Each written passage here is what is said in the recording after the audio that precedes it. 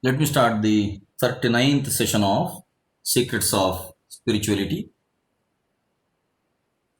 I had shown you this particular slide in the previous session, and I wish that this particular diagram, let it be there always in your memory.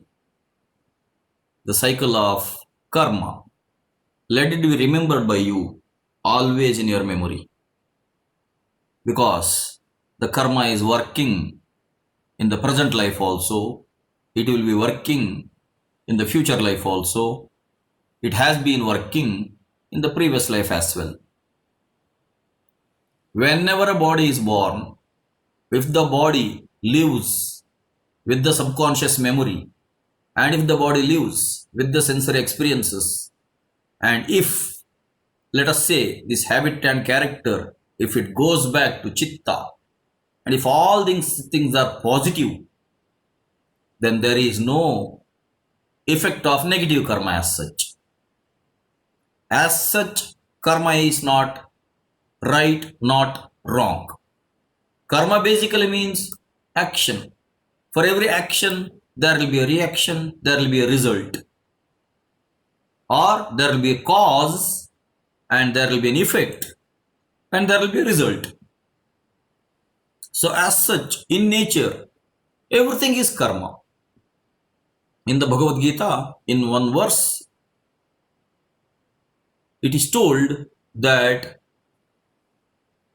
Nahi kaschit kshanamapi, even for a moment, no one can stay without doing any karma as such. Because in the body itself, even if you remain silent, even if I remain silent, in the body itself, so many activities keep on happening every moment. In nature, activities keep on happening every moment. That way, karma is not something wrong. But what is going wrong here? Because of the karma, if negative things happen, because of the karma, if wrong things happen, because of the karma, if adharma happens, then that is something wrong. Again, that is told in the Bhagavad Gita, that karma and dharma should be together. Activity and righteousness should be together. And what is righteousness is already we discussed earlier, right? What is dharma, what is adharma is already discussed earlier. Mahajanoyena gatasya panthaha. It has been told already. And even in the Manusmriti, Manu gives a much deeper definition of dharma. Dharana dharma ityahu dharmo dharayate prajaha yatsya dharana sanyuktam sadharma iti nishchayaha. And dhriti, kshama, damaha, asteyam, shaucham, indriya nigrahaha. Same way, I don't exactly recall the other half of the verse now. Dhir vidya, dhihi vidya, satyamakrodaha, dashakam dharma lakshanam. Dhriti kshama damosteyam, shaucham indriya nigrahaha. Dhir vidya satyamakrodo dashakam dharma lakshanam is told by Manu. That way, any activity, if it is related to righteousness, then that is required for evolution, that is required for life. That way, karma is not something wrong. Please understand. But if karma results in a roga, if the karma results in a bandha, if karma results in the bondage, and because of the bondage, if it results in a roga, causing one more birth of the body, Adi Shankara directly says, bhava itself is roga. Adi Shankara directly says, being born itself is a disease. Because problem starts as soon as a body is born. Physical problems, mental problems start as soon as a body is born. And as long as this body or the mind is remaining ignorant, more and more problems will be ensued. Because it is the ignorant people who become arrogant, and these people cause problems for themselves and for others. That is where Adi Shankara says, taking a rebirth itself is a roga. Look at this.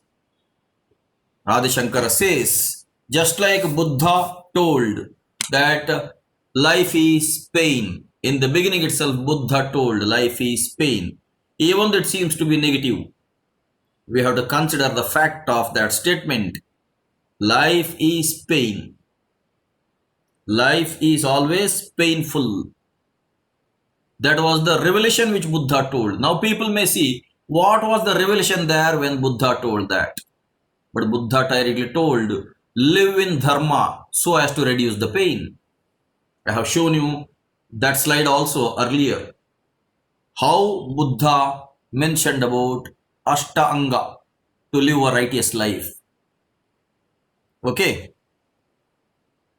So same way Adi Shankara also has told, after taking birth, this taking birth itself is a disease, because once somebody takes birth, if the person becomes victims of the desires and then gradually innocence loses out.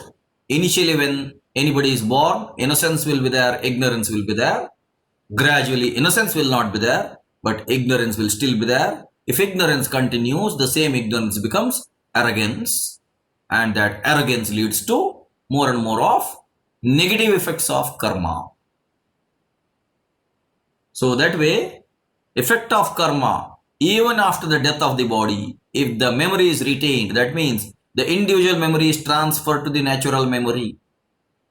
Now the nature has its own way of recycling, and so that way there will be one more birth of the body, and in that body this memory will be again appearing as an imprint, and this cycle of karma continues.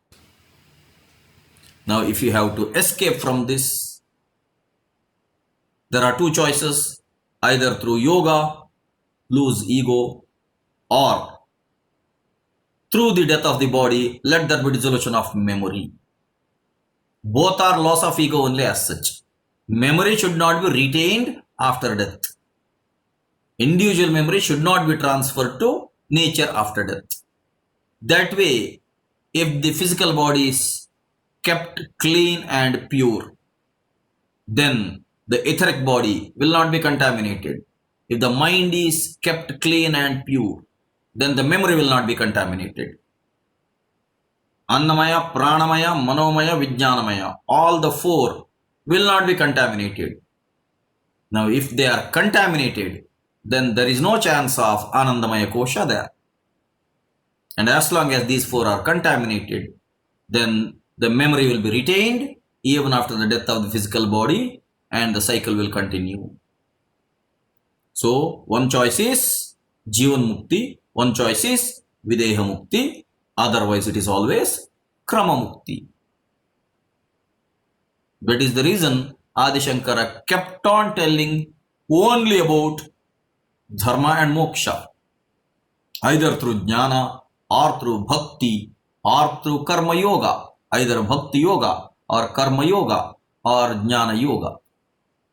The whole of the Bhagavad Gita talks about only these two things, Jnana Yoga and Karma Yoga. Become knowledgeable about the self and work for the evolution only. Bhagavad Gita says to work as such, not to go away from life. Bhagavad Gita says live with life, but live with life with realization. Adi Shankara was a great example for such life. Even the Adi Shankara told that taking birth itself is a roga. Adi Shankara lived a highly virtuous life that way, right? Even though he was discarding all the physical aspects and the mental aspects of life, he kept on discussing only about the spiritual aspects of life.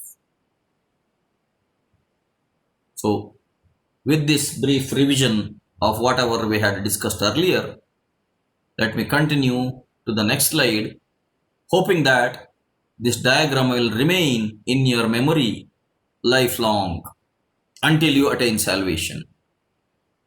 And I hope this diagram contains all that what is required for you to understand about karma.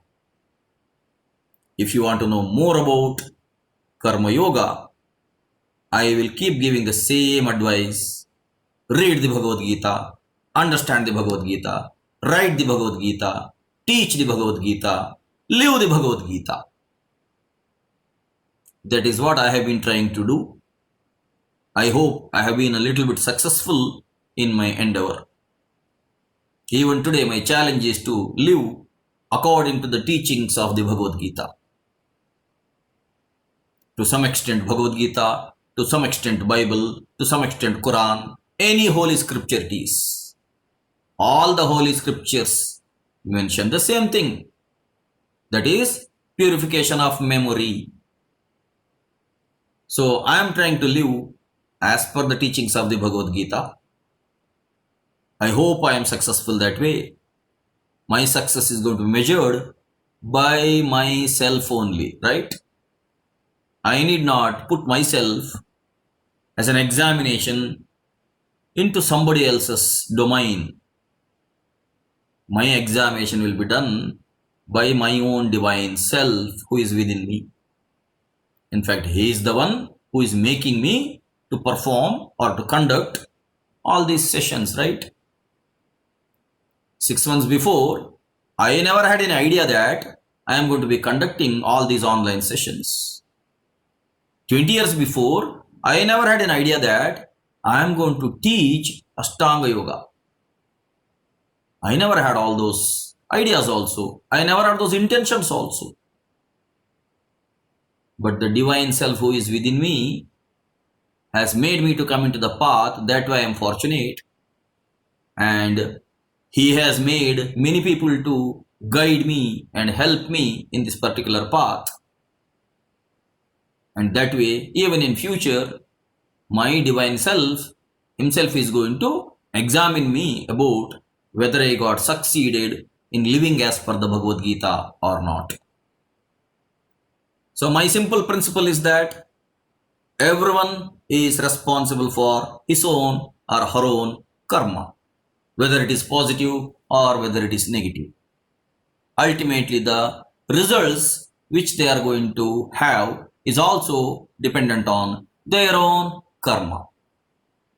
As is the mind, so is the action, so is the action, so is the result. So as is the memory, so is the behavior, so is the character, and that way, so is the outcome. So everyone is responsible for their own life that way, and whatever happens in their own lives, they only are responsible for the results also, whether it is a positive result of karma or a negative result of karma. Fine. With this recap, let me go to the next slide. In between, if you have any questions, you can keep on putting it in the chat box. At the end, I'll be seeing the chat box, or sometimes in the middle also I'll be seeing the chat box. So let me proceed.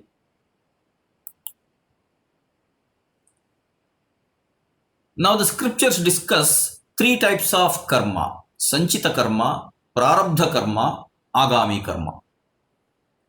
The meaning of sanchita means stored, some upasarga, and chita is a verb there.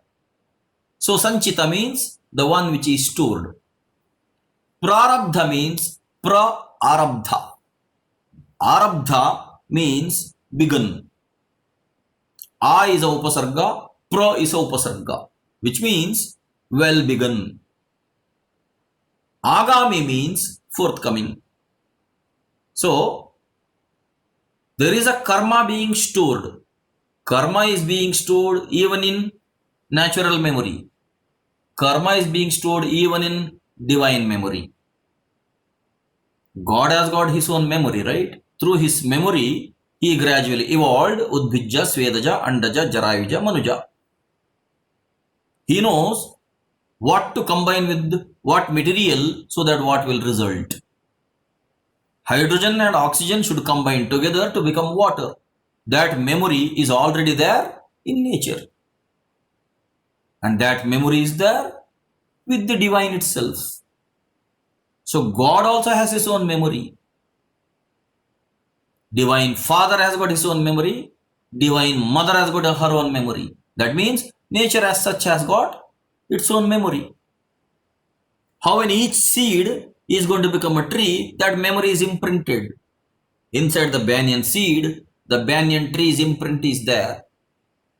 Inside a hibiscus plant, the hibiscus flowers formula is already there. That means nature has got its own memory. Now, through the stored memory, part of it will start again for a physical evolution, for a mental evolution. That is called prarabdha. That is why it is called as well begun. Karma is not always wrong. I repeat the same thing again. Karma is neither wrong nor right. Karma is only for evolution. The only purpose of life is to become a better being. That's all. All other purposes are temporary. If you become a better being tomorrow compared to today, then I should say you are evolving. In your next life, if you became a better person than this particular life, I should say you have been evolving again. Until salvation, until liberation, this cycle of karma is going to happen. If you don't want to have the next life, then you should not involve in karma at all. In general, I used to tell in my classes that the aboriginals will have the liberation much earlier than the urban people. Let me tell that later on. I have a slide for that. Let me not digress from the matter now. The innocent people will have faster liberation than the ignorant people. And the ignorant people will have the faster liberation than the arrogant people. It is going to happen that way. How it is going to happen, let me tell you later on, not now. So karma is neither good nor bad. The only purpose of life is to evolve into a better being. That is what is nature has been doing. So part of sanchita becomes prarabdha, means from the stored memory, one well begun activity starts. Let us say there is already a memory about a crow. Now, using the crow's memory, how to design or manufacture a cuckoo. Now, let us say there is already a parrot. Now, using the parrot's body's memory, how to design a peacock. Or from a cock's body, gradually using that memory, how to actually manufacture a peacock's body or how to evolve. That is prarabdha. Using the stored memory, gradually putting something into action, prarabdha. Well begun. Now, using this, what is forthcoming? Using all these in future, what else better can be done? That is agami. So that way, karma is not wrong. When karma happens through nature, it is not wrong. When karma happens through human beings also, if it is a noble karma, if it is accordance with the dharma, it is not wrong. Karma becomes wrong only when it results in adharma or harm to oneself and to others, in general to the society. So the timing of sanchita is past. Timing of prarabdha is present. The timing of agami is future. Now the domain of sanchita is consciousness. The domain of prarabdha is energy. The domain of agami is matter. In the sense,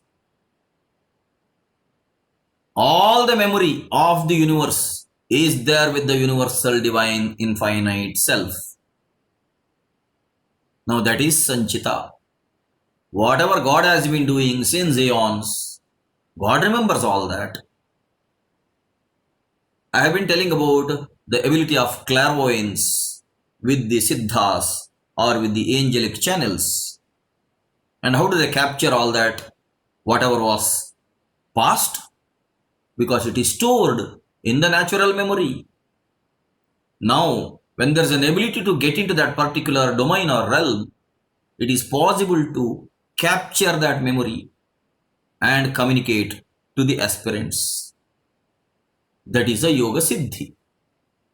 So that way, anything and everything that happens in this universe is stored, because anything and everything is happening through particulate physics, right? Whatever happens in nature, that is happening through particles, right? Minute, smallest particles, right? We had discussed that earlier. And any memory as such is basically particulate physics. And the bonding between the particles happens through energy. And ultimately, that results in the manifestation in matter. Which means, what actually is memory? From the individual memory, when the transference happens to the natural memory, where is this memory being stored? In the subtle matter. The memory of Annamaya Kosha goes into Pranamaya Kosha, goes into Manomaya Kosha, goes into Vijnanamaya Kosha, goes into Anandamaya Kosha, right? So the domain of Sanchita Karma is consciousness. Now gradually the reverse order happens from Anandamaya Kosha to Vijnanamaya Kosha to Manomaya Kosha to Pranamaya Kosha to Annamaya Kosha. So in between Vijnanamaya Kosha, Manomaya Kosha, Pranamaya Kosha, all are energy forms, right? Ultimately, whatever is in the memory gets materialized. That is where domain of Sanchita Karma is consciousness, domain of Prarabdha Karma is energy, domain of Agami Karma is matter. Now the vehicle for the consciousness is the soul, the vehicle for the energy is the mind, and the vehicle for the matter is the body. This you already know. Now in this case, Sanchita Karma, the memory can be natural. In case of Prarabdha Karma, the memory can be individual. In the case of Agami Karma, the memory can be causal. In the sense, there is a memory in nature. That memory which is there in nature gradually get transferred into an individual existence. That is when we say Prarabdha, it is well begun. Now from the individual memory, whatever is going to happen, that memory will be refined or improved, or the memory may be toxified also depending upon the individual activity. And that becomes a cause for the future. So that is how it becomes a causal memory. Now the causal memory again becomes Sanchita after some time. And that Sanchita again becomes Prarabdha. And Prarabdha again causes Agami. And whatever is going to be Agami, that becomes Sanchita again and Prarabdha. This cycle of karma continues. When the cycle of karma continues this way, who is responsible for the cycle of karma? Is it the innocent one? Is it the ignorant one? Is it the arrogant one? Or is it the knowledgeable one? Is it the foolish one? Answer is each one. Each one is responsible for each one's karma. The karma may be good, the karma may be bad in whatever way. Now it is the person's decision to involve in a good karma or a bad karma in whatever way. Again, the decision also is based upon the particular culture. That is when I had discussed about social maya. Many times, if the whole society is ignorant, now the whole society induces ignorance only among the individuals. Now that becomes a samashti karma. If an individual is involved in such activity, that is called vyashti karma. If the whole group or a team is involved, then that is called samashti karma. Now whole team will suffer or whole team will improve based on the type of karma which they are involved in. Let us say the whole team or a whole group is involved in physical evolution as well as mental evolution, in living a virtuous life, quality life, then that karma replicates and it will benefit the future generation.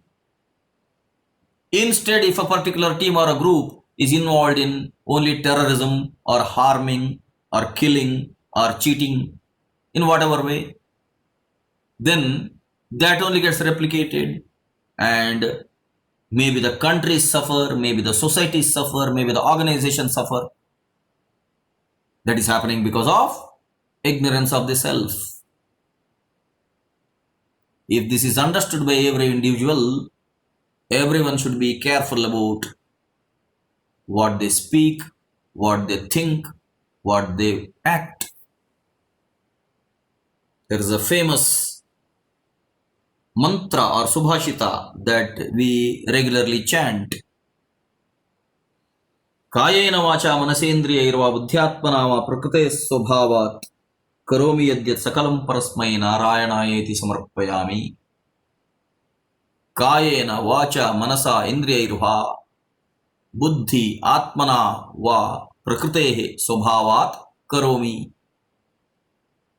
Whether through speech, whether through body, whether through mind, whether through sense organs, whether through intellect, whether through the self, through the ego. Whatever I do, kayena vacha manasa indriyaihi va buddhi atmana va, whatever I do as per the habit of the nature, prakritehe swabhavat. In whatever way I am being manufactured, I am being designed, in that way I do that not through my own selfishness or arrogance or ignorance. Karomi yadyat sakalam parasmai narayanayeti samarpayami. All that, let it be the inspiration from the divinity within me. Whatever is the result, that I am going to offer to the Narayana, the God, the infinite, universal, divine consciousness, or the divine self. So that is a great mantra which in general we keep on using. Whether people understand the true meaning of that or not, I am doubtful, because many times habitually people keep on telling this. But if they understand that particular mantra, then they have understood the theory of karma. Karma is neither wrong nor right. Karma is required for evolution. But if that karma is misused, then it will result in dissolution. Again, that is an individual choice. So many times, out of their ignorance, people become victims. And out of their own arrogance, people make others as victims. The people who are in the spiritual path have to be very careful about the effects of karma.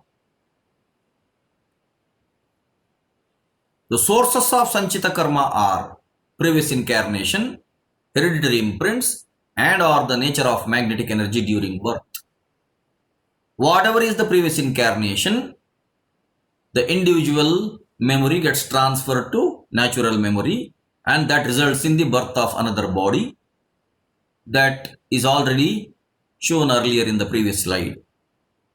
Now there are hereditary imprints, means sometimes whatever diseases parents are having, that will be gradually transferred to children also.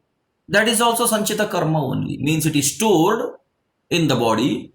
If parents do not maintain a fit body or a healthy body, when the same bodies try to reproduce new bodies, even the new bodies will have those health issues. Now that also becomes a karma only. So it is the responsibility of the parents to maintain fit body, fit mind, healthy body, healthy mind. Then even the resultant children will have good body, good mind as such. So sanchita karma can be caused due to hereditary imprints also, and sanchita karma can be formed by means of the nature of magnetic energy during birth as well. As I have been telling you, after the birth of the body from the womb, the pranamaya kosha is going to be effective from then on. So the nature of magnetic energy at the time of birth is going to influence the person to some extent. That is where I have been telling you, read the book Linda Goodman's Sun Signs and you will understand how astrology is influential in framing a particular quality in the human beings. So that way the sources of Sanchita karma are previous incarnation, heredity imprint, and the nature of magnetic energy during birth. Again, in the case of magnetic energy, there is nothing called good energy and bad energy. Again, that is all individual perceptions. Each one has its own advantages, each one has its own disadvantages. As such, nothing is perfect in this universe. If everything is perfect, then there cannot be evolution at all, right? I had told you this also earlier. If everything is made perfect, then there is no scope for improvement. If there is no scope for improvement, then there will be no evolution at all. So anything made on this earth cannot be perfect, will not be perfect, because there will always be randomness along with planning, so as to make better things, so as to create better beings. So even in the astrological science, there is nothing called a bad sign or a good sign. As I told you, karma is neither good nor bad. Karma is basically for evolution. If karma is used in the wrong way, that will result in dissolution.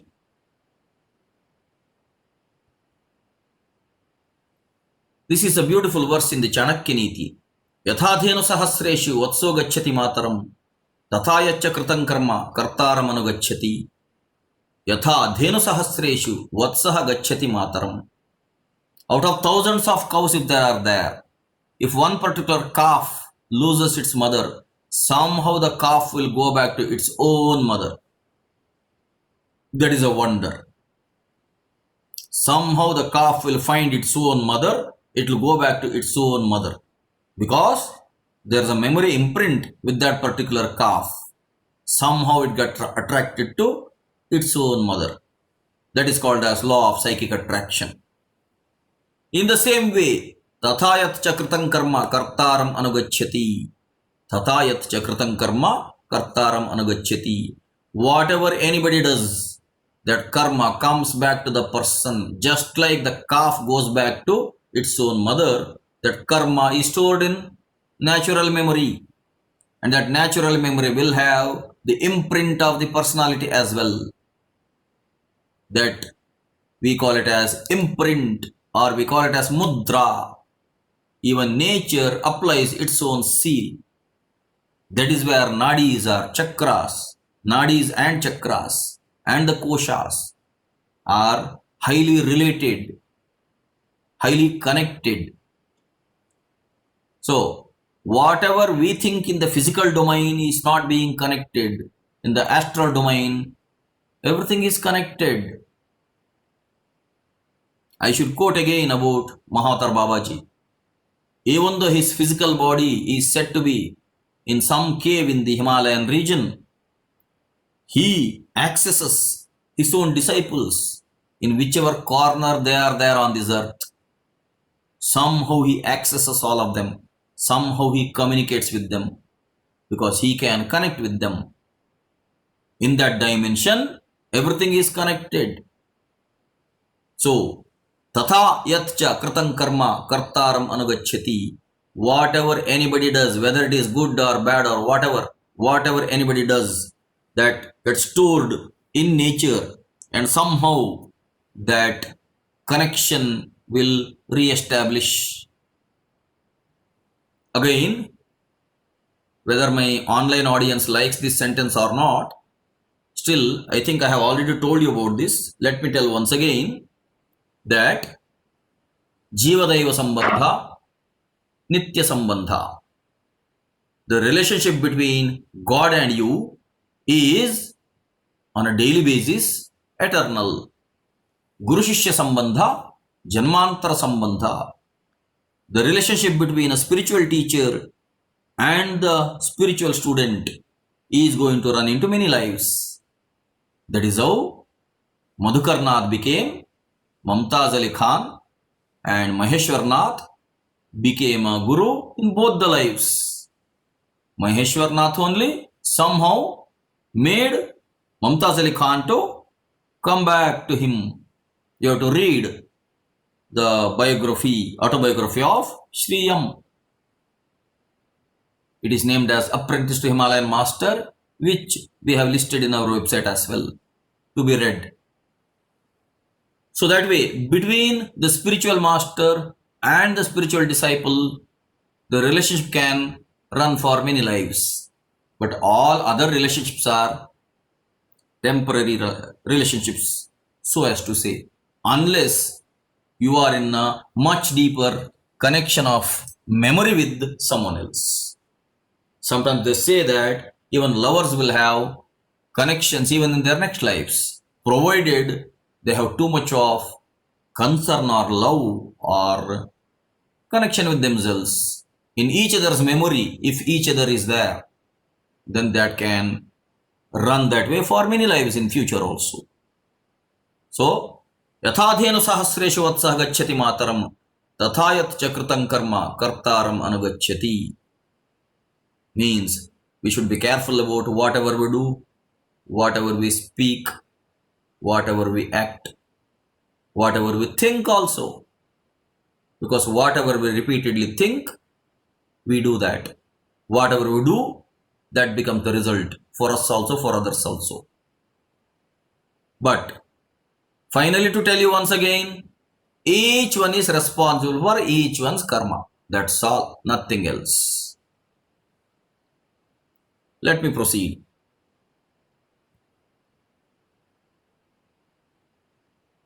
Some of you may already be knowing the properties of energy, but you may be knowing only the first two properties which are present in the textbooks.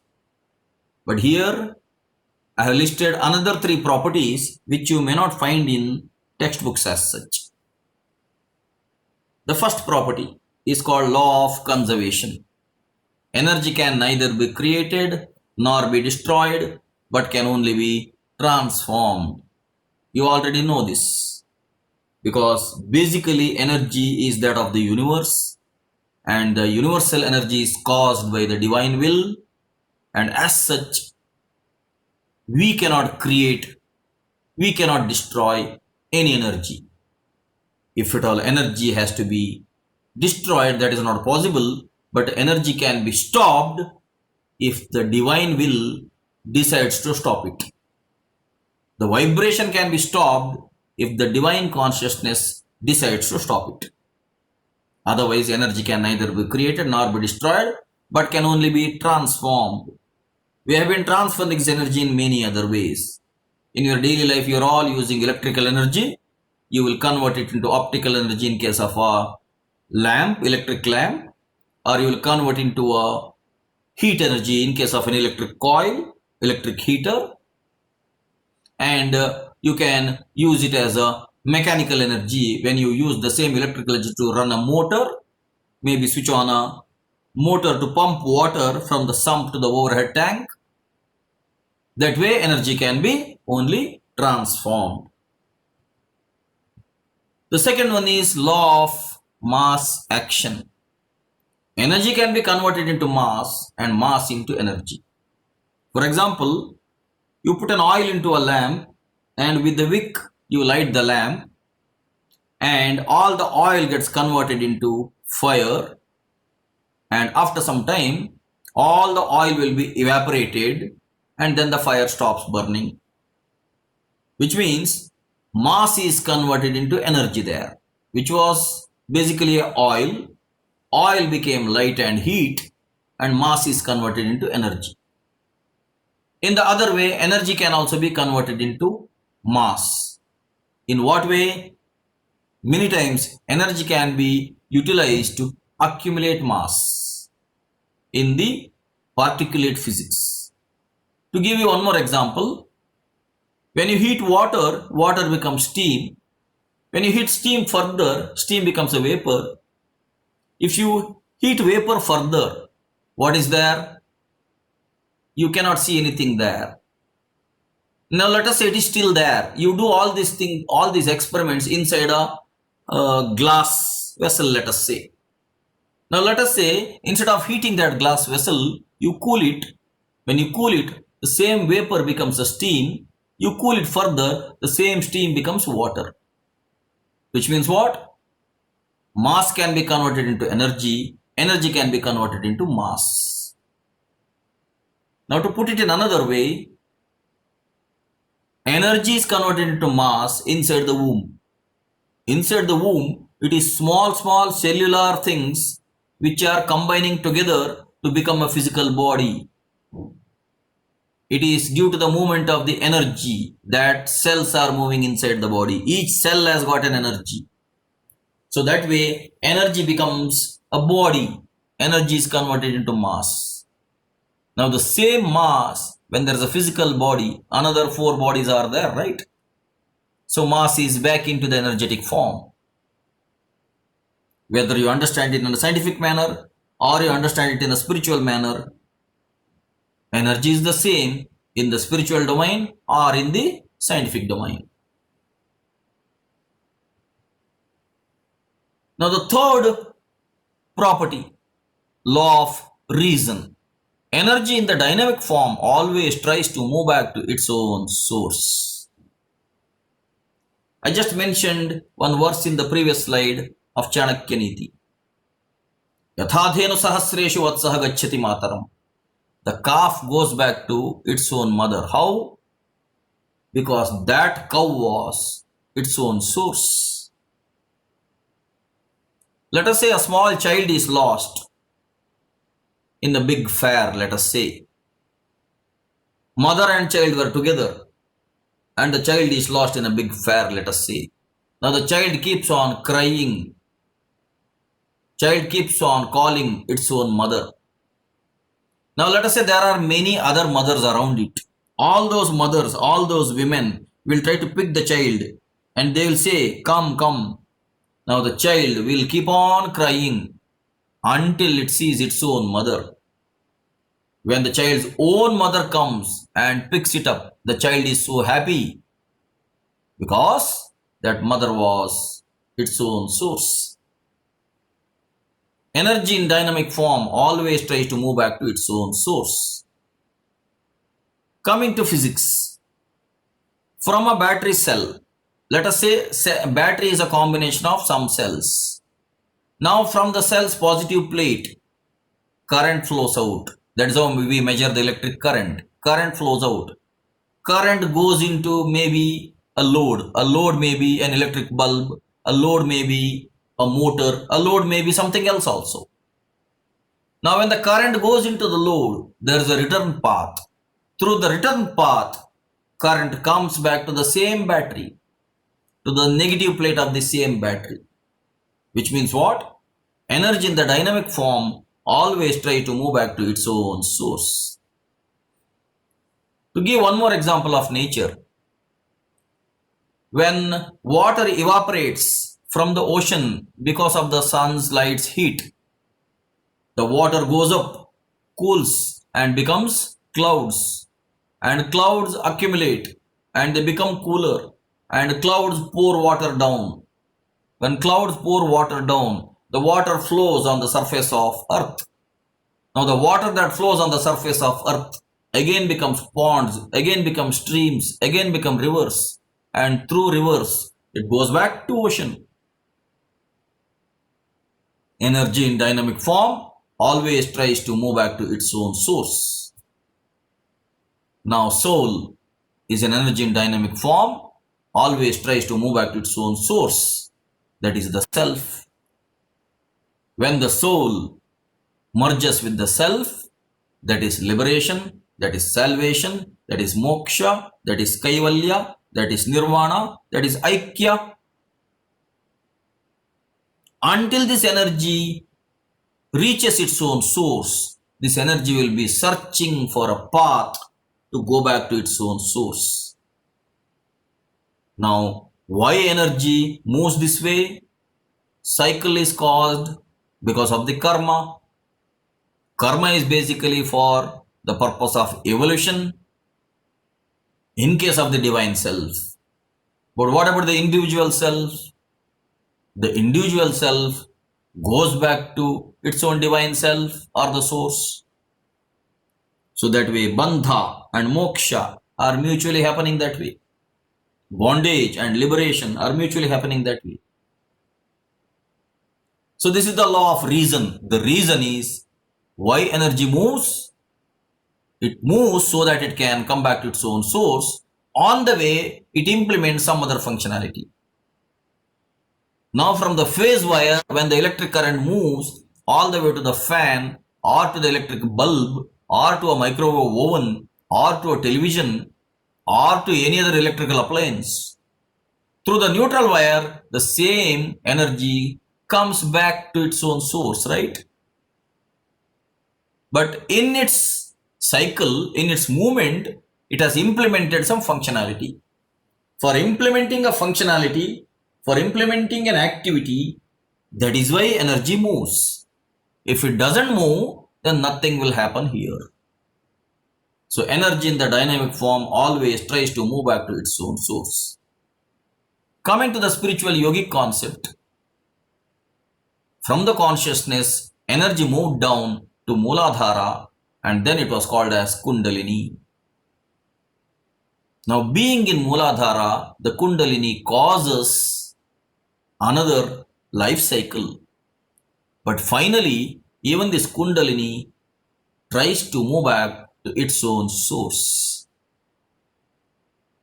That is where the natural karmic cycle is happening. Whoever conquers Kundalini or whoever makes the Kundalini to move back to its own source without any resistance, that person is liberated. That is what is yoga. The fourth property of energy, law of obstruction. Energy, while returning to its source, moves more through the path of least resistance. Wherever there is least resistance, energy moves more.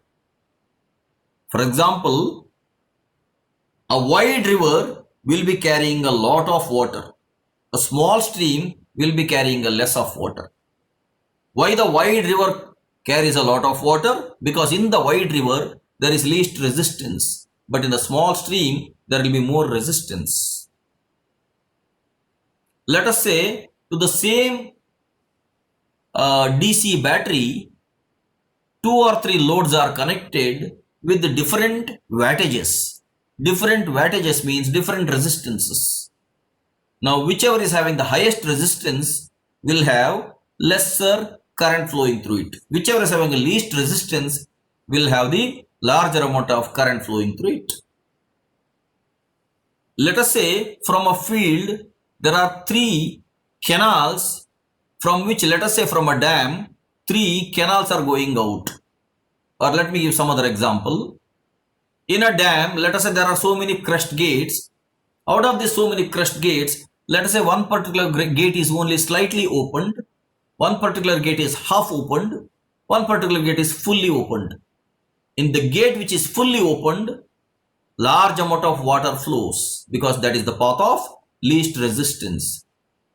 In the gate which is only very less opened, very less amount of water flows because that is offering highest resistance.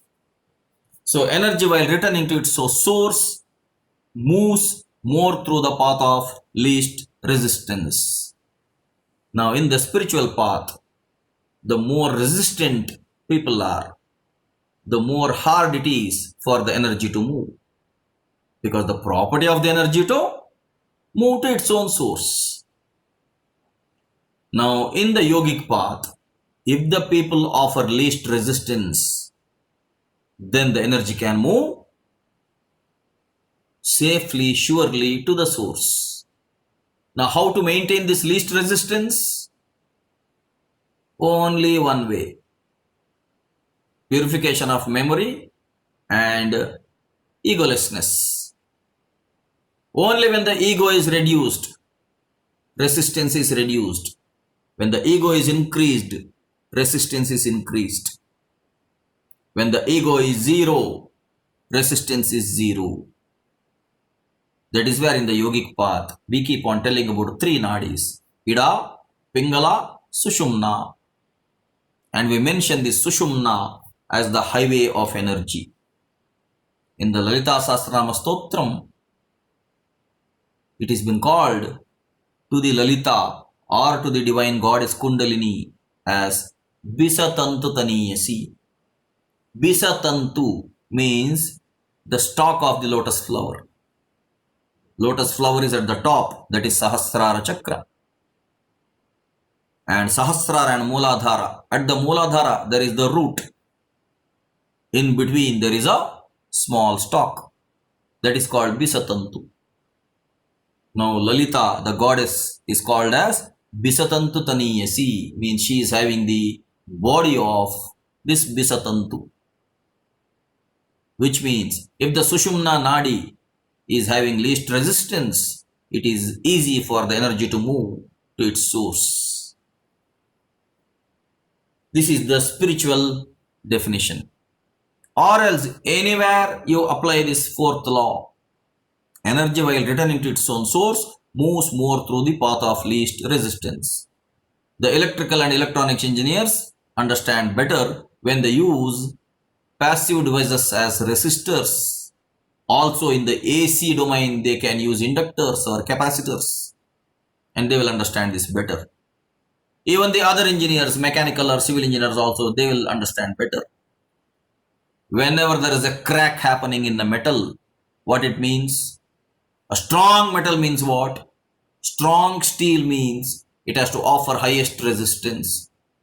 And if the metal or the steel is having a lesser resistance, it will not withstand the load. When it does not withstand the load, there will be crack there. So as far as the mechanical and civil engineering domain is concerned, the strength of materials is dependent on the resistance which they offer to the load. Larger the resistance, the better is the material. So this can be applied to any domain as such. Coming to the last one, the law of conversion. Energy and proper path is not available, gets stored, converted and returned in parts. Let us say there is no path of least resistance. There is only one path, let us say. When there is one path, partly the energy gets stored, partly the energy gets converted, partly the energy gets returned. For example, when you switch on an electric lamp in your room, that electric lamp will either have a filament or it will have something which is resisting the flow of current. Only when it is resisting the flow of current, at that time, depending upon the material which is there in that particular load, maybe electric lamp or maybe electric fan or whichever. Now, partly the energy gets stored there, and that is how that load dissipates heat, because the energy wants to go back to its own source, but there is an obstruction there. Because of the obstruction, that load itself is an obstruction. It is resisting the path. When it is resisting the path, then there is no proper path available. When it is resisting, partly it gets stored, partly it is getting converted as heat, converted as light, converted as mechanical movement, in whichever way. And partly the same energy returns, right? Because through the other wire, it goes back to its own source. If there is open circuit, then current will not move at all, right? So through the other path, through the return path, it returns. But to some extent, the same energy got converted into either heat or light or rotation. This is how we use electrical appliances or any other technological appliances in our modern lives. Now, when proper path is not available, to some extent energy gets stored. In the spiritual domain, the storage results in karma. When proper path is not available, then the same energy gets stored. It results in karma. To some extent it gets converted. Pranamaya to manomaya, manomaya to vijnanamaya. And to some extent it returns back again. Vijnanamaya to Manomaya, Manomaya to Pranamaya, Pranamaya to Annamaya. So, if proper path is available with the least resistance, energy goes back to its own source. That is why energy is always divine. All other Shakti forms came into existence by the one primordial energy form called Adi Shakti, the first primordial energy which came into existence by the divine will itself. So, my dear listeners, energy does not get limited only to physics or to science. Energy is equally spiritual. Actually, energy is basically spiritual. Other people measure it in watts or in horsepowers or in whichever way. Technical people measure energy in many different ways. They have not understood the spiritual domain of energy. When Mahatma Gandhi went to visit Joga Falls, Mahatma Gandhi told, "What a beauty of nature." And when Mokshagundam Vishweshwaraya went to visit Joga Falls, Mokshagundam Vishweshwaraya told, "What a waste of energy." Now, who is right? Who is wrong? How to say? Mahatma Gandhi admired the beauty of nature and he said, "How water is flowing down 900 feet. And what a beauty of nature. It is the energy only which is moving down because of the gravitational force, right?" He said, "What a beauty of nature." He admired. But when Mokshagundam Vishweshwaraya, he being an engineer, when he went and saw, he said, "What a waste of energy." Means he thought all that energy can be converted into electrical form and it can be utilized. Now, who is right, who is wrong? We cannot make a judgment. We should say both are right in their own way. Because of Mokshagundam's Vishweshwaraya's effort, now we have so many such well-worthy, beautiful projects all over the country of India, right? Because of him only, he has been honored by keeping his name to the university also, right? So we should say Mokshagundam Vishweshwaraya also was right in his own way. Mahatma Gandhi was also right in his own way. Point here is, energy is physical, energy is mental, energy is spiritual. Energy is there in all these three domains. Energy is not just physical, as the technological people think. It is not just physical. Energy is mental as well. Energy is spiritual as well. So, when you perform asana and pranayama, you are tapping into the physical domain of energy. But when you tap into the pratyahara and dharana, you are actually tapping into the mental domain of energy. But when there is practice of dhyana and samadhi, that is the spiritual domain of energy. Everything is energy only. Let me continue.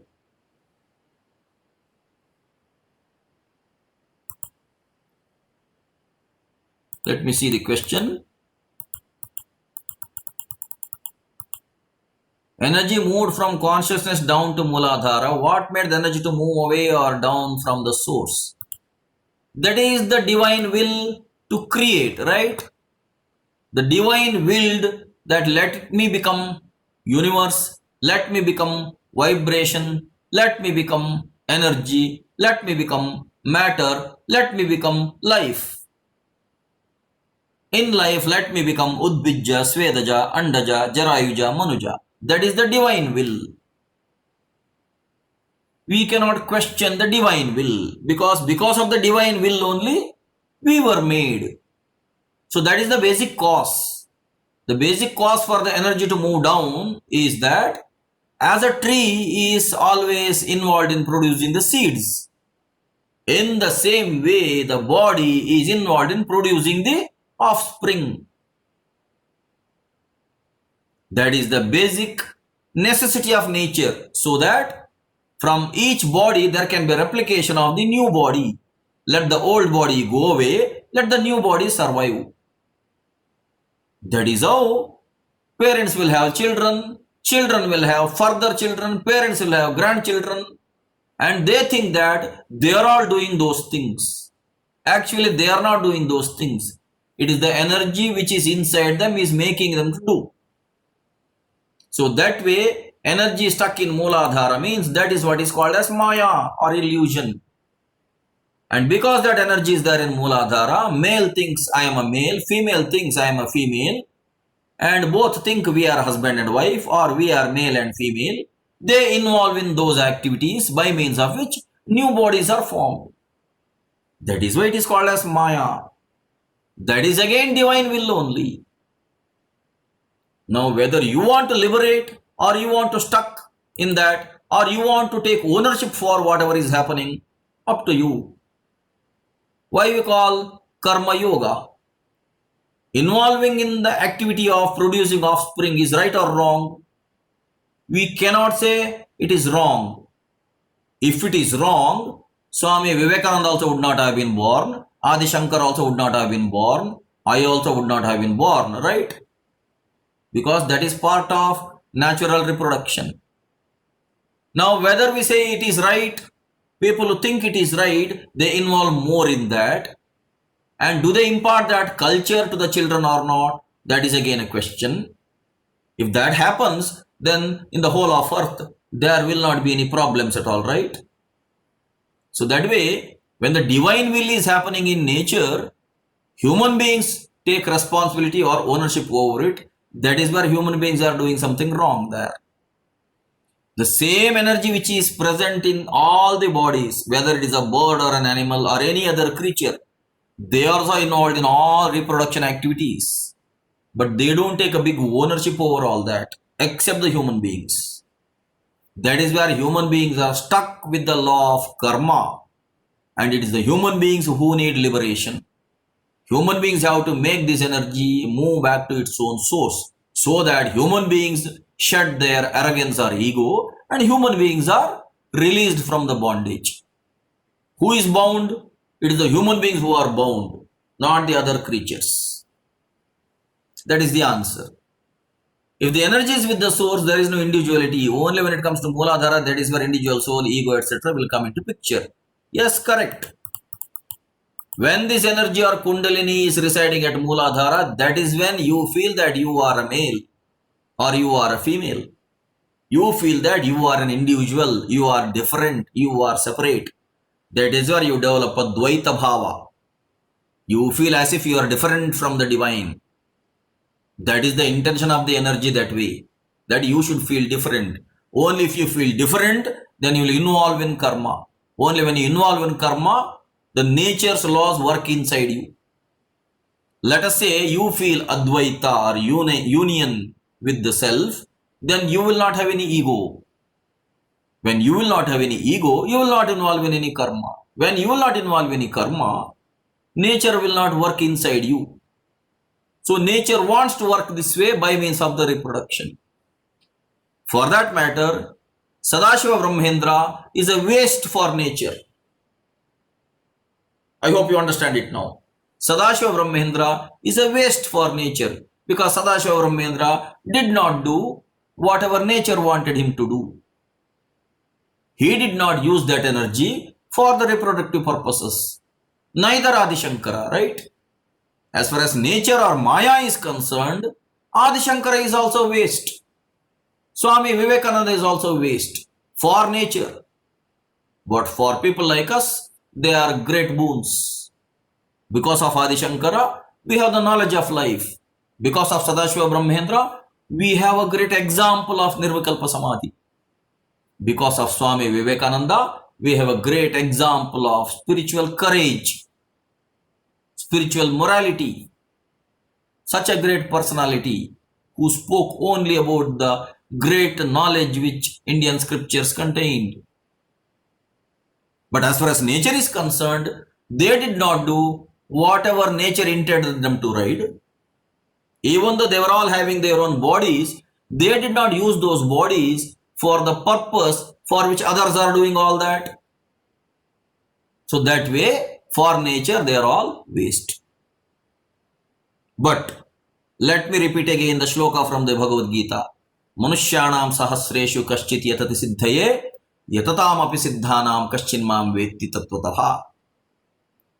Whether you want to liberate or you want to remain in bondage is again an individual choice, right? Now, based on that, whether we want to liberate ourselves or we want to remain bound, that we have to decide. If we decide to be bound, then natural Maya will be happy. Why? Because its intention is that reproduction should happen that way. And when you are in line with that, it is happy. But you will be sad. Why? Because you are losing your energy or using your energy for more suffering as such, right? More and more bondage, more and more relationships, more and more selfishness is basically what? Kama, Krodha, Lobha, Moha, Mada, Matsara. Dhanamada, Vidyamada, Kulamada, Rupamada, Yauvanamada, Balamada, Parivaramada, Adhikaramada. 6 enemies, 8 arrogances. More suffering. That is why Adi Shankara told, right? That taking another birth itself is a disease. Bhava itself is roga. Even though people may think it is such a negative sentence, understand it in the spiritual domain. Do you want to be stuck again with the memory which is contaminated, or do you want to purify your memory? If you purify your memory naturally from Sanchita to Prarabdha to Agami, gradually, let us say you liberate yourself, your Sanchita can be left out, your Prarabdha can be purified. Whatever is Sanchita, that can be left out, because Prarabdha came into this life. All the Sanchita did not come into this life. Some portion of it started in this life, that is Prarabdha. If Prarabdha can be lived that way, and if Agami can be stopped, you are liberated. Can you stop Agami or not is again an individual choice. Do you want to have a same future conditions, future life in the same manner, or do you want to live a different life, maybe next life, with the different set of mind? Again is an individual choice. So finally, again I keep telling, everything we do is basically an individual choice. At times, we may be influenced by social Maya. At times, we may be influenced by natural Maya. Now, if you don't want to get influenced by both of these, that freedom also you are having. I hope you got the answer. Let me proceed to the next slide. There are some other laws at the background. Right now, we told about the properties of energy. Now, let me mention some laws that are working at the background. I am not talking about the laws of science or laws of physics or laws of chemistry or laws of mathematics. I am going to tell something different. The first law is the law of psychic attraction. The being attracts other beings as per its thinking pattern through resonance. Whenever you make friends with people, if those people remain friends with you, then it means that you both have mental resonance. Even though physically you may be completely different, mentally you have resonance. That means the Manomaya Kosha has got its own vibration. Vijnanamaya Kosha has got its own vibration. Here psyche means mind. So law of psychic attraction means the being attracts the other beings as per its thinking pattern. Now, if you people have been with me since many weeks or since many months, I think we started these sessions in the month of July and August, right? Now we are coming to December. You have been with me in the last 6 months. Means what does it mean? Your mind and my mind are working in the same frequency. That is why you are still with me. This is the law of psychic attraction. My old student, Gopi, he keeps asking these questions, right? You have been asking these questions to me. And you have been in touch with me since many years, right? He was my student when I was working in the industry, almost 15 years before. And he has been in touch with me till now. Now also he is in touch with me. What does it mean? It means that he wants to be in touch with me. Why he wants to be in touch with me? It means my mind and his mind both are working in the same pattern. He wants answer. He feels that I have the answer. So he is in touch with me. This is the law of psychic attraction. And because of the law of psychic attraction only, many times without your own knowledge, you will be attracting situations in life that way. You will be having those situations in life that way. If you are virtuous, you will have virtuous situations. If you are sinful, you will have sinful situations. Because you are attracting those situations. You are attracting those energies. You are attracting such people only into your life. It is up to you whether you want to be in contact with the divine or whether you want to be in contact with the devil. Both are up to you, right? It is a personal choice, personal decision, right? If you are in contact with the divine, you will have divine situations. If you are in contact with the devil, you will have such situations only. Again, it is a matter of personal choice. This is the law of psychic attraction. Many times, we end up reading some types of books or we end up watching some types of movies. We end up playing some types of games. And many times we say, this is my favorite game. This is my favorite book. This is my favorite movie. Why do we say? Because it is our mind which is reflecting itself. Some people are very much fond of outdoor games. Some people are very much fond of indoor games. People like me are very much fond of spiritual books.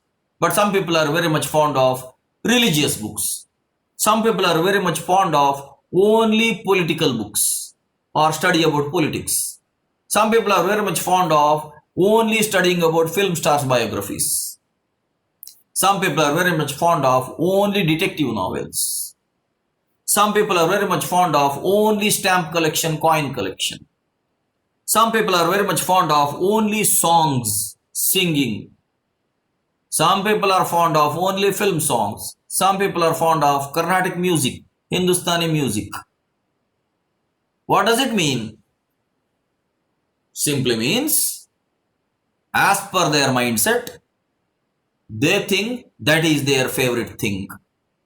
But why it became favorite? Because of their mind. Again, mind is because of Sanchita Prarabdha, right? Whatever Sanchita, that became Prarabdha. That is going to become Agami, right? Again, that is again memory, right? Chitta. So everything is related that way. Everything is connected that way. That is the law of psychic attraction. Let us say two friends remain close for decades together. 10 years, 20 years, 30 years. Let us say two friends remain close with each other. What does it mean? They have retained the same mindset for those many decades. And that is resonance only. That is the law of psychic attraction. The next law is the law of induction. The living beings follow the thoughts and actions of other superior living beings. This is a careful situation now. Which means people have to be careful now. Whom to follow, whom not to follow. In general, the living beings follow the thoughts and actions of other superior living beings. For example, I told you an example of the auto driver's abusive language usage in the previous sessions. Now, whatever the father was speaking, the same words were copied by their own children, even though his own children, even though the children did not understand the meaning of those foul words. What happened? They followed the actions, then they follow the same thoughts because of the law of psychic attraction. Many times, innocent ones become victimized because of this. Because the innocents will not be knowing about the superior living beings. If the superior living beings are having whatever thought, whatever action, the same thing is going to follow. In the family, let us say the owner of the family, the father of the family, or the eldest of the family, whatever way they think, the same way they act. Whatever way they think and act, the same act will be followed by other members of the family. This is not only applicable to family, it is applicable to professions also. But many times, if the superior living beings are involved in something wrong, then even at the down the line, other people also keep on doing the same thing wrong. On the other hand, if the superior living beings are doing something right, on the other hand, even the down the line, the other people also keep on doing the same right thing. Even British had followers, even Mahatma Gandhi had followers, even Subhash Chandra Bose had followers, right? Each one had their own followers. The followers do the same thing, whatever the other superior living beings do it. In general, the followers will not have the serious decision making.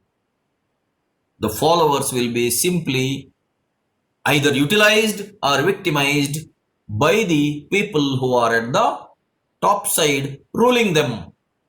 Now this is law of induction. Now majority of the Indians are happy that Narendra Modi became the Prime Minister of India, and after Narendra Modi became a Prime Minister of India, there is a wave of development in the country. There's a wave of transparency and efficiency in the country, right?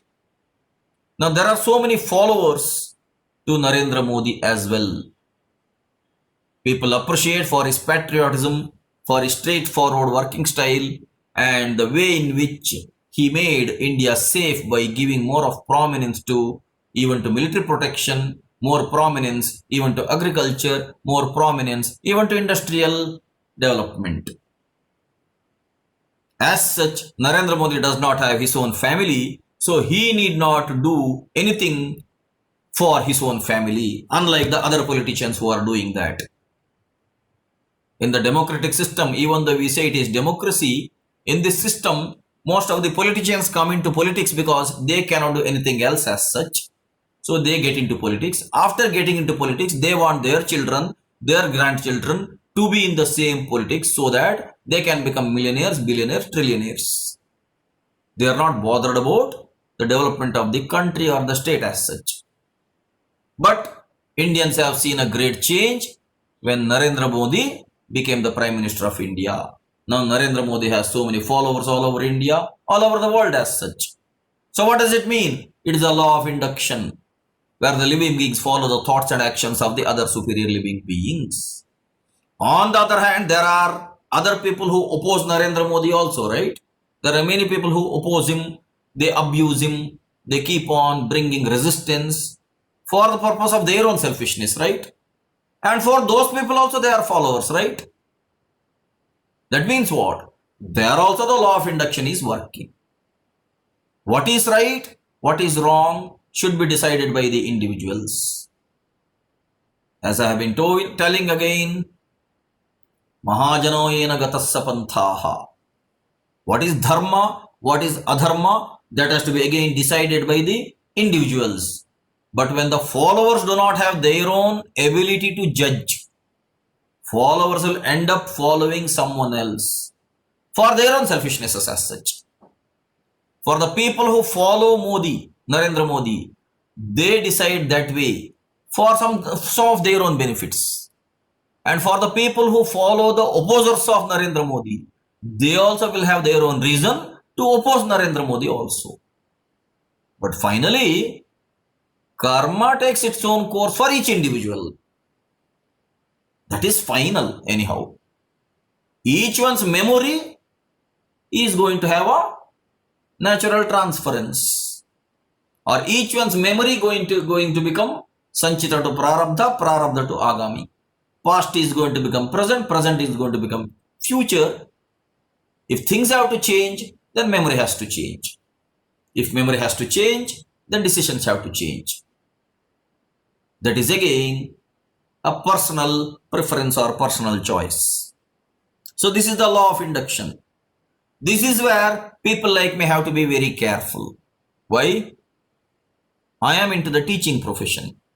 So people who are in the teaching profession have to be really very, very, very careful. Whether teachers are in the path of yoga or not, they should follow yama and niyama. Ahimsa, satya, asteya, brahmacharya, aparigraha, shaucha, santosha, tapaswadhyaya, ishvara, pranidhana. Because teachers are the role models for the society. Teachers are the ones who are going to mold their students. In my classes, if there are 60 plus students, all these students will think that I am their teacher. And then whatever I speak, same thing they will speak. Whatever I think, gradually they will think in the same way. Because when they continuously listen to me, they'll keep on thinking in the domain in which I am thinking. And gradually their thought forces get influenced by my thought forces. That way teachers have to be really very careful. In fact, that is what is the role of a teacher, right? When I am discussing all these things with you, ultimately I want you to become like me only, right? This is what Veda says. In one Upanishad it is told that one particular insect brings a small worm into its own nest, and this particular insect keeps on biting into the worm, and this worm becomes so much afraid of this insect, and the worm keeps on thinking about the insect only, and someday the worm will turn into the same type of insect. That is law of induction. So a teacher has to be that way only, right? Ultimately, teacher has to make the students to think in the way in which the teacher lives, provided the teacher is a virtuous one. That is where all the teachers all over this earth have a great impact on society. All the teachers all over this earth should not become cheaters. Teaching is a great responsibility that way. Whether it is a spiritual teacher or a regular school teacher or a college teacher or a university teacher or any teacher for that matter, all of them have to be highly responsible if they understand this law of induction. That children follow teacher's words. Children follow whatever teacher thinks teacher says. Because in general, children think that teachers know everything. Teachers have to be really very careful about how to handle the students, how to teach. Unfortunately, if some teachers become cheaters, they cause a great harm to the educational field also, to the society also, both in the material teaching, both in the spiritual teaching. Unfortunately, there are cheaters in all these domains. There are spiritual cheaters who proclaim as if they are great spiritual teachers. Many times I see, even in the spiritual domain, people keep on telling things as if it is their own invention or discovery. Actually, they tell all those things which Vedavyas has already told in his books. That's why I keep telling Vyasochistam Jagat Sarvam. Unless people become channels for the divine, people cannot say that they are only the intelligent ones or they are only the wise ones. That is where followers also make a mistake. If a spiritual teacher is involved in something wrong, even that spiritual teacher also will have followers. They all together do something wrong. And whenever they do something wrong also, they will justify that they are doing right. They will have their own ways of justifying themselves. So both in the spiritual domain, both in the material domain, teachers play a greater responsibility which each and every teacher should understand about the way in which we are influencing others' minds. That is why I have been insisting that there must be a spiritual teaching even in the primary schools, even in the high schools, even in the colleges. Bhagavad Gita, Bible, Quran has to be taught even in the primary schools, even in the high schools, even in the colleges. Maybe in the primary schools to a little extent, in the high schools to a slightly bigger extent, in the colleges to a still bigger extent. Let everything become transparent, let everything be taught to everyone, then everyone will know every fundamental principle of life.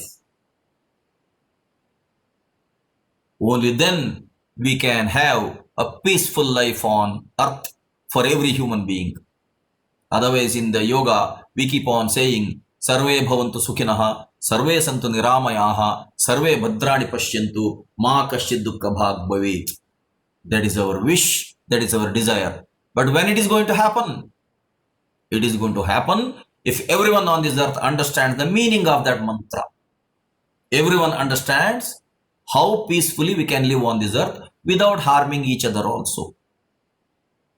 Now that is the law of induction, where living beings follow the thoughts and actions of other superior living beings without actually judging what is right and what is wrong. Law of causation. Every living being experiences life as per the results of its previous actions. That's all. That is Sanchita, Prarabdha, Agami. Whatever is the previous action, that previous action's results will be stored in the memory. Based on whatever is there in the memory, from the same memory it will be recalled, that becomes Prarabdha. And whatever is being recalled, the same actions repeat, that becomes Agami. That means future is same as the past then. If future has to change from the past, then memory needs to be refined, memory needs to be redefined, part of the memory needs to be erased, and the erased portion has to be filled with something virtuous, something worthy of. Otherwise, the same law of karma continues. If you want your life to be better tomorrow than today, then you should not do the same thing which you did today tomorrow. Otherwise, your tomorrow will be same as today. Your today would have been same as yesterday. What is going to change?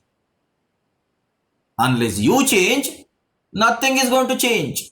If you have to change, you have to educate yourself. If you have to change, you have to redefine your memory. You have to refine your memory. Or you will have to empty your memory to be filled again. You should allow your spiritual master to fill your memory. Otherwise, nothing is going to change. People will become worse if they have a contaminated memory. If they keep contaminating their memory, people will become worse tomorrow than today, right? Because they are the cause for the contamination of their own memory. Now, unless they correct their memory, unless they submit themselves with some other superior one to allow to be corrected, no change is going to happen. So that is the law of karma or law of causation. Law of karma is same as law of causation, nothing else. What is the cause for any result is every living being experiences life as per the results of its previous actions.